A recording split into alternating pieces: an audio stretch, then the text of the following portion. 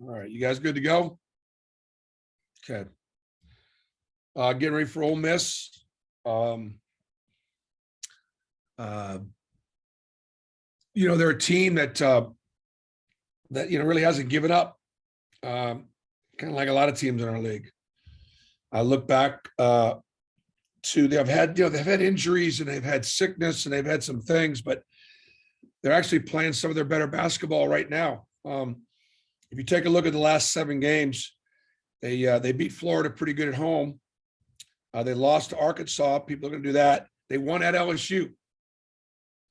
And then they lost in overtime at Florida. So we know what that's like.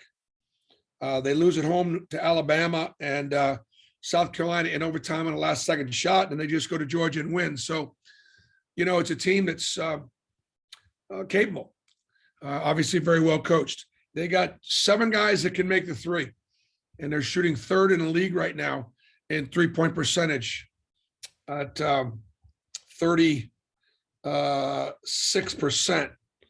And so I think that's what makes them dangerous. That's what made Florida, dangerous. And obviously in late game situations, Florida lined us up and pulled on us in late games and made some tough 3 balls. And I think you're going to see that from people because of our interior defense. So that's going to be a huge part of our defense and our focus. Joyner and Morrell are great individual one-on-one players and great jump shot makers. And even with contest, Morrell shooting 43% from 3. And, Joyner, we didn't see Joyner the first time. He's in, Ruffin's out. So kind of a bit of a trade. So I think defending the 3 ball is going to be important. And then Ole Miss guarding their offense. They do a really, really good job. They've got great half-court sets, and it requires a great deal of effort and energy, to be able to guard them. Defensively, we were good again against Florida, but we have not been at our best on the offensive end the last couple of weeks. All right, guys, if you have a question, put it in the chat. We're going to start with a question from Justin Ferguson. Bruce, you guys have had some really slow starts on offense these last few weeks. Can you kind of point to a certain reason, anything that kind of connects them, the defenses, or just what's been going on early in games on offense? I just think it's combination of us not executing. As the season progresses and the scouting reports get more detailed, and even in particular, as you play an opponent for the second time, you've got to be able to change some things up. And while I thought, and I've given the kids a lot of credit for the fact that how locked in and bought in they've been throughout the year, scouting report after scouting report, as we begin to try and put in some of the intricacies to build on the basics of our offense to be harder to guard, we've not done as well, and we're not executing, so that's that could be part of it. Go to Mark. And I think the other thing too is our shooting percentage. You go back and look at things. We've turned the ball over some live ball turnovers, but we just need to keep trying to shoot. Jabari shooting the ball great, but we as a team haven't shot it as well. And so just as we talked about, if you think back to me maybe 3 or 4 weeks ago, talked about, hey, when we start playing our best, it's when we start to get hot. If we can start making shots from 3 and free, and we haven't done that. Mark Murphy. Yeah, Bruce, I wanted to ask you, are you happy with the looks you're getting as a team from 3-point range? And you guys are like 32% now. What do you think this team can shoot from 3 realistically if they start playing a little better in that area? I mean, that's an area we need to definitely shoot better from. And we can always get better looks. We got to make a higher percentage of the ones we get that are open. And sometimes it can be one of the things that is a difference maker. Again, Florida made 5 or 6 really tough contested lay shots in the shot clock that won the game. And, we're going to continue to work at it. And when we start making some of those shots, we'll be playing better. Bennett Durando.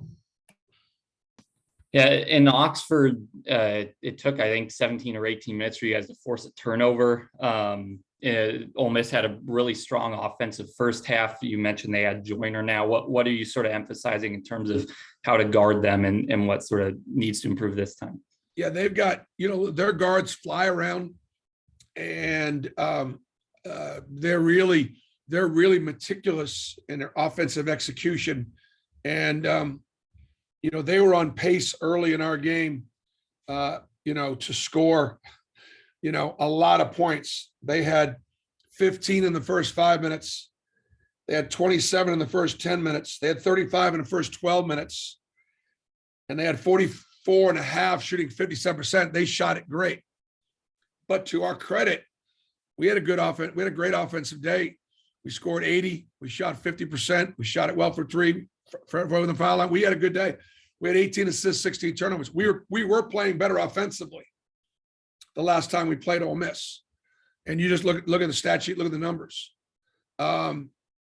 So, as I said, we've got to really lock into how to guard Ole Miss, because excellent half-court offensive team. And then the other thing, of course, that they do is, because they'll play man, they'll play the 1-3-1, they'll play the 2-3, and they'll change defenses.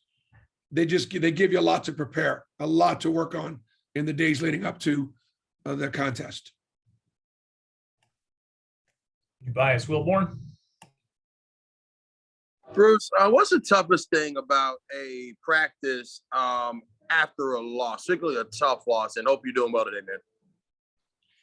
Thank you. I'm doing good. Typically, those are pretty good days, because, you're trying to get that taste out of your mouth. And so I thought our guys practiced really well yesterday. We got a lot of good things done. Our guys, they want to win a championship, and they know they got 4 games left in the regular season, and we got 4 tough games, and so they practiced, they competed, they're communicating with each other. So that's I tell you, and I told him yesterday, I was sitting there and I was looking at the standings, that we had the standings up. And I was looking at the teams that were at 7-7 in our league. And I don't know, about 5 of them. It was LSU, it was Alabama, South Carolina, Mississippi State. There might be one other. You get those standings in front of you, Marlene? Anyways, and I looked at it and I was like, guys, it is right here. Alabama, LSU, Florida, Mississippi State, South Carolina, all at 7-7. I didn't go there, but where I went was, gosh, there's some good teams in there. I mean, Alabama, LSU, Florida just beat us. We got to go to Mississippi State. South Carolina's playing better right now. There are really, really good teams in there. And there are some teams at 7-7 that are already in, that, like everybody's saying, are in. Like LSU's in, Alabama's in. Florida now is probably in, where they're beating us. It just kind of makes you appreciate what our guys have done to this point. Makes me appreciate it. Got a follow-up from Justin Ferguson. Bruce, Jabari scored 59 in 2 games last week, outside of just the shooting, which was obviously really good. Did anything stand out for you from those games about just how he operated on offense? He's just a competitor. I mean, he's just an absolute competitor. I mean, he just wants to win. That's all. And so, as you play combination of when you play really good opponents, everyone on the court's challenged. Everybody's on the court. When you play a little bit of a lesser opponent, then there are some guys on the court that are going to have some lesser matchups, and maybe they can take advantage of them. But when you're playing like in the league and everybody's challenged at their matchup, that's when the great ones kind of are able to, rise, because they're better than their matchup. Jabari's better than his matchup every night.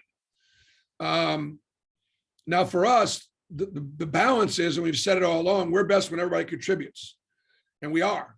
And so, we need Jabari to keep doing what he's doing, but not to the point where he's got to carry us. Part of the reason why he's had the point production the last couple of games is, in a way, he's had to carry us a little bit because some of the other guys haven't played as well as they've played, and we need them to continue to play for us to be a championship team. We're going to wrap you up. Everybody wanted Jabari to be more aggressive, and they all wanted him to do more, right? And I was never pushing that.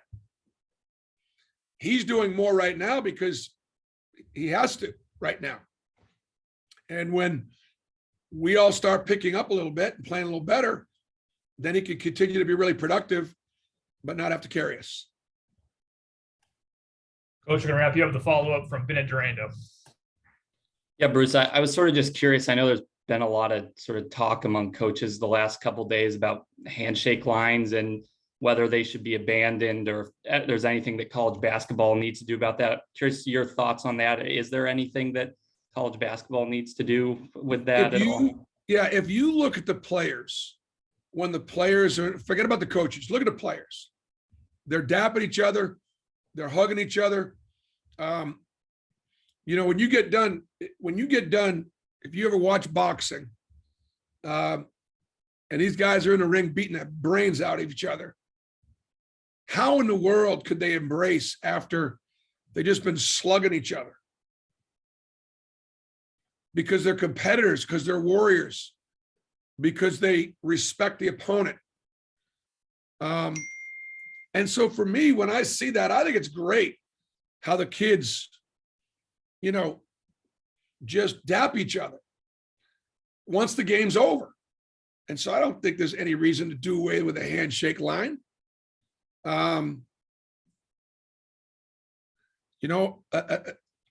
Obviously, emotions in that situation at Wisconsin got high, and the coaches didn't handle it, as well. I've been in those situations. I've made mistakes, and nobody's pointing any fingers. We're all, but I think that I'm not a favor of getting rid of those handshake lines, and I think it's a good opportunity to once the game's over to demonstrate sportsmanship. Sorry, I got one more quick follow-up from Tobias Wilborn. Well, Bruce, you actually kind of led me into what I was going to ask. What has been a situation or two that has been maybe an intense or stressful situation? How did you handle it? And then how do you wish you would have handled it now that you know more? I mean, I just look, game's over. You go shake hands and go in your locker room. So I've been in, a lot of situations that, that aren't perfect. And, but you just do the best you can and try to do the right thing. All right, Coach, thank you. Okay. Thanks, guys.